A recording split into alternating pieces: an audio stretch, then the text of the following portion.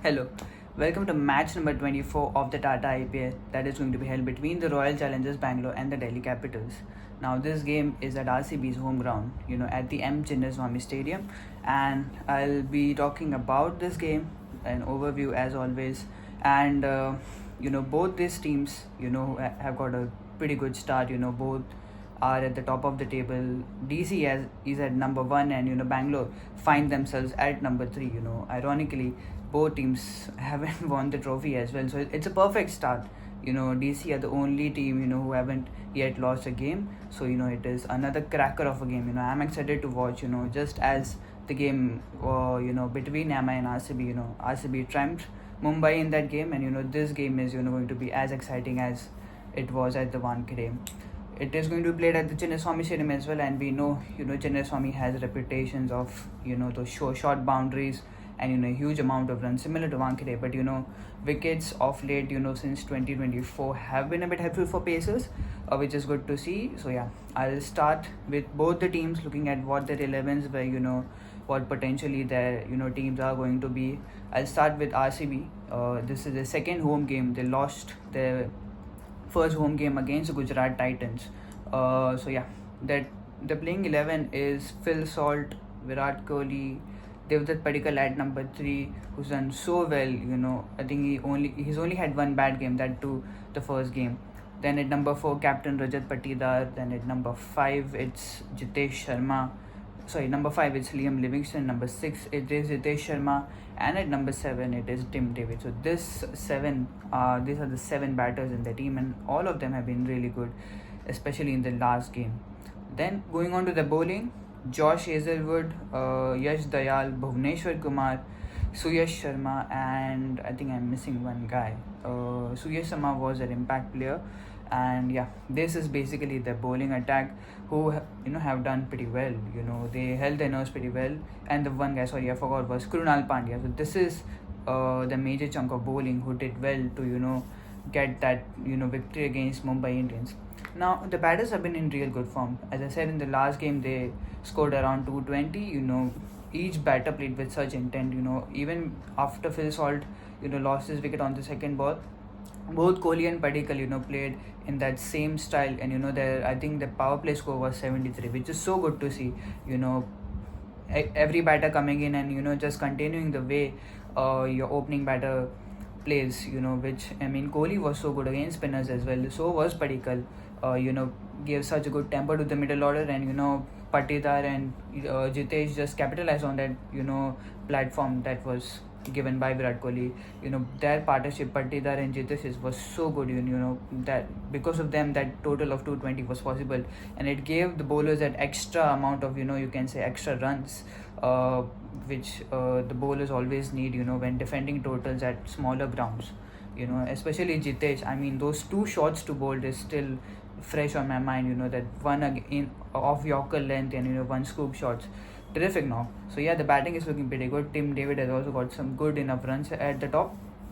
At the previous games, and the bowling has looked good, not really bad. Hazelwood has looked as good as he has since the start of game number 1, and bowled that crucial 19th over when they needed 28 of 12, and dismissed Hardik Pandya to get them that win. Bhuvneshwar as well was a bit expensive. Both Bhuvneshwar and Dayal touch expensive, but they bowled really well. Dayal, especially in those middle overs, picking up that crucial wicket of Surya Kumar Yadav, was good. And Bhuvneshwar, I think, even though he was expensive, but I think he nailed his Yorkers pretty well, especially at the death. And I think he's one of those Indian bowlers who still at the death can nail those Yorkers, right? So you need that experience at the top and at the end of the death overs as well. So it's going pretty good. Krunal Pandya as well leaked some runs. Hardik hit him for a couple of sixes, but then last over when he was to defend 19, bounced back, picked up 3 wickets. So that will give him a lot of confidence. That's the second 3 for in this year's IPL. So yeah, and Suyash Sharma as well. I think he's been their impact player whenever he's been in the side. And he bowled well in through the middle overs. As I said, he bowled 4 overs and gave away only 32. Did not pick up any wickets, but those hold on the runs that he held. He did not give away any runs to Surya Kumar or Will Jackson. Did not give them those boundary balls, which is crucial in the middle overs for the batting team. So he's looked good as well. Bowled excellently well. So overall, the whole team looks pretty good. I don't see any changes as such. They don't really need to. Only one change, as I said, is going to be between the impact players, either Rasik Dar or Suyash Sama. If they feel the pitch is similar to the one that it was against the Gujarat Titans, where there was more help for pacers, they might go back to Rasik, but I don't think that's going to happen because Suyash has actually bowled really well in the middle overs. But again, as I said, if the pitch offers assistance, then they might go. But yeah, overall, no as such changes as in the last game.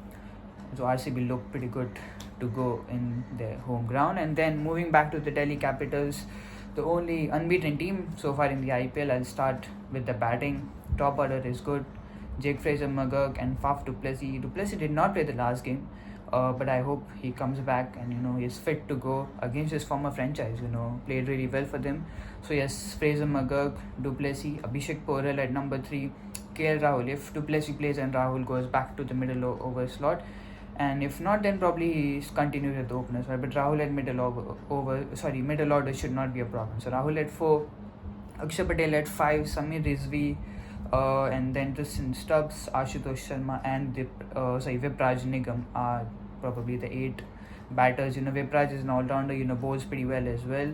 So this is the batting. Then moving forward to the bowling, Stark, Mukesh Kumar, Kuldeep Yadav, and I think Mohit Sharma. These are the 4 primary bowlers. I think Mohit is coming as an impact player for them. So yeah, I think overall DC has looked good, such set as a unit, and they played as a team.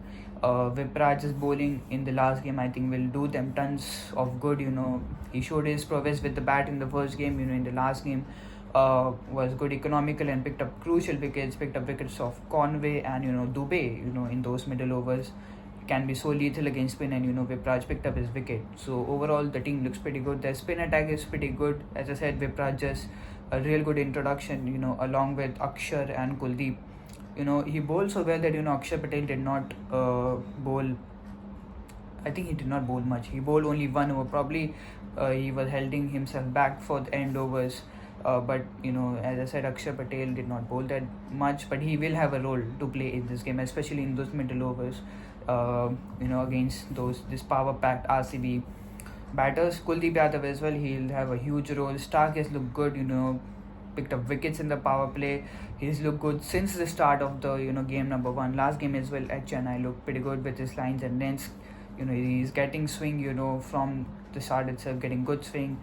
So overall he is good as well. Mukesh Kumar's look not that bad, he is good with the ball as well. Only Mohit, I think Mohit also bowled pretty well at Chepauk. He's had that experience bowling there. So again, this team has got experienced bowlers. Batting as well, I think only Fraser-McGurk hasn't quite batted that well. Got out for 0 in the last game. They might look to bat, or I think I would look them for to bat Stubbs more up the order.